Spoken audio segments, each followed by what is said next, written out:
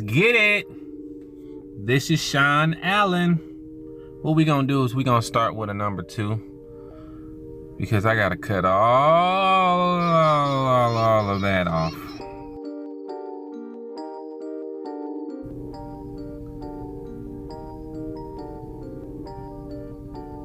He said he was ready to cut all of it off, so I said I gotta grab my camera. So what I'm doing is I'm going with the grain because I gotta see his hair pattern first. And that's exactly what you need to do when you're cutting somebody's hair. I like to cut just not too fast because you gotta see all his hair patterns because you don't want to give him a bald spot on the floor. I'm cutting against the grain. I'm still using the number 2.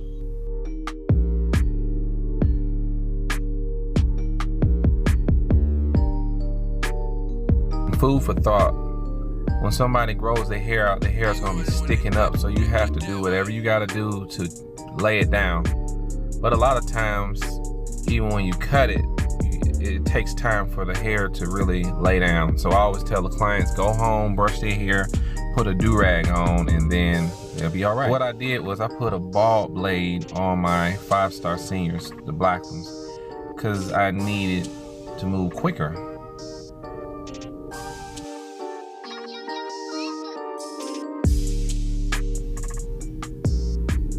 So that's all I'm doing. I'm setting up my first guideline.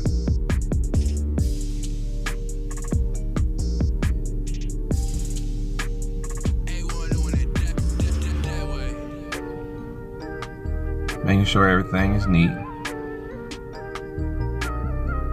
And what I'm doing is I'm going right a little bit under the temple point because I need space to do the fade that I want to do. Now I'm using my number 1 and I'm going up about 1 inch, maybe a little under 1 inch. The reason why I cut like this because I like to give myself some space because I already know pretty much I'm going to cut all of that off, but I like to give myself some space so the fade can be right. Now I'm using my 5 stars gray, but it's no guard open.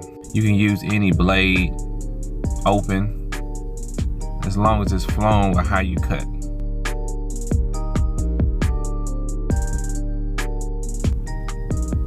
So that's what I'm doing. I'm just getting rid of that first guideline. That's why you see me just flicking and flicking and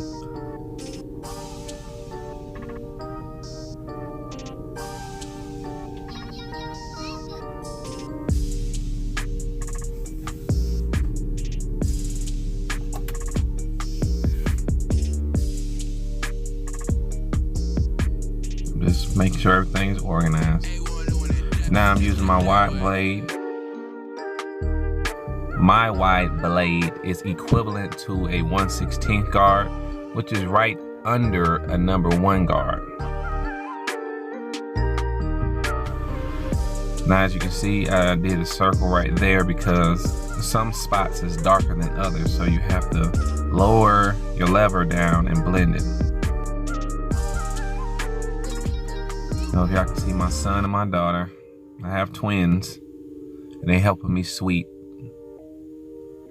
But what I'm doing now, I use that number 2. Now I'm using a number 0. Now what I'm doing is, I know it may seem like it is not making sense, but I'm going up the stairs, then I went back down the stairs. So if you saw me go like all the way up to a number 2, and now I'm going all the way back down. So I'm using a 1.5 guard. Like I said, you can use any clippers, but the guard is the key. And I saw something, so I went back to a number 0. And I went back to a number 2. Like I said, I know it's not flowing too much, but just follow the steps. You have to give the hair what it needs. I saw something and I was like, man, I gotta take it out in the upper area. So you can see right now, because all his hair is not even. So I have to just blend spots. So when you're doing his fade, you follow the steps, but I'm really freestyling. I'm brushing, I'm just looking at it. And I'm just saying to myself, all right, what do I need? I need to get that guideline out right there. Boom. Now I'm back to that number 1 because that's what it needs. The line needs a number 1. So I'm just flicking it. I'm not going too hard on it. I'm using my corners. And like I said, you need to use your wrist when you're taking out lines. Now I'm using 1/16 guard, and I'm going right under that 1 because I still see a little line. So I'm just flicking it out a little bit.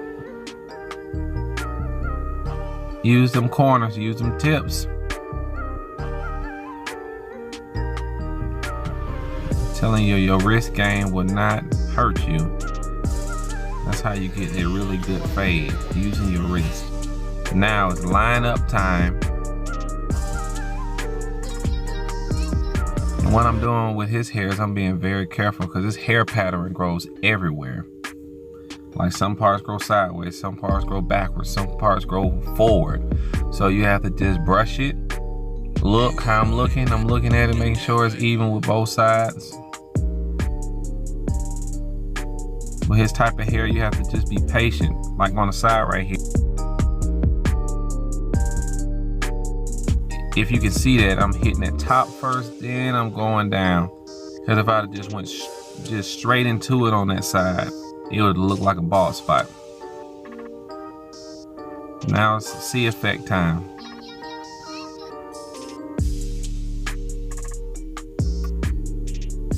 I like to line my sides up like a C. Not like too hard of a C though. You don't want it to look crazy.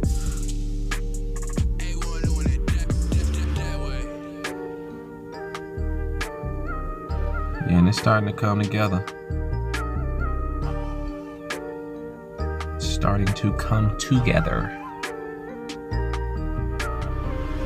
Like I said, I'm just looking at it. I'm just getting all the baby hairs out the way and all of that.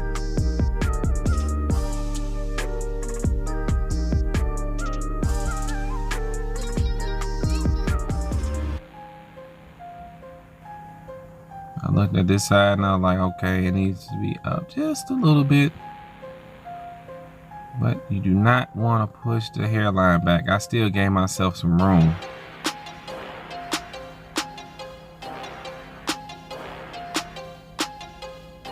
Still gave myself some room. Then I'm using my Slimline Pros. Now I'm going back to my T outliner. See, I use my T outliners to finish up because they are extra sharp. Give you that extra pop.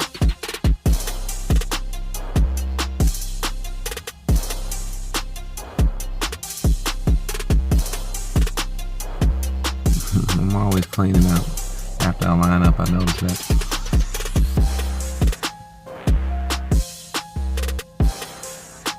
Making sure that everything, like I said, I keep seeing them little strands pop out.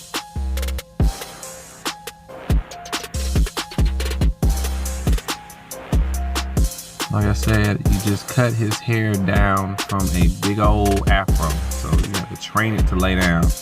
Now what I'm doing is I'm adding some black spray to fill up them spots until his hair is trained to lay back down.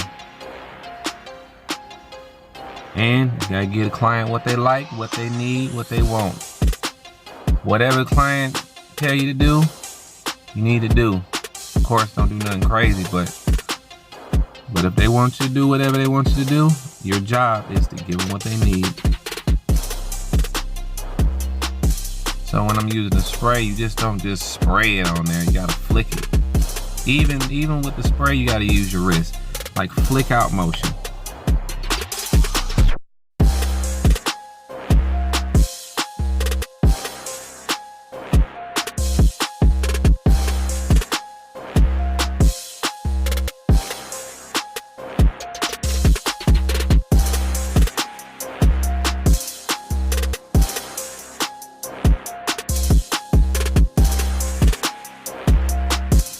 And all I'm doing right here, and I'm just touching it up.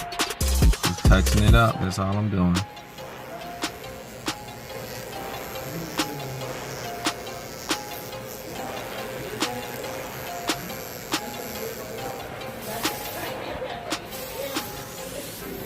I sprayed his hair. He's happy, I'm happy. Fade right, fade tight. This is Sean Allen. I appreciate all the love. I appreciate all the subscribers. I appreciate everything. If you have any questions about this haircut, please leave it in the comment section. Once again, it's Sean Allen. I'm out. Peace.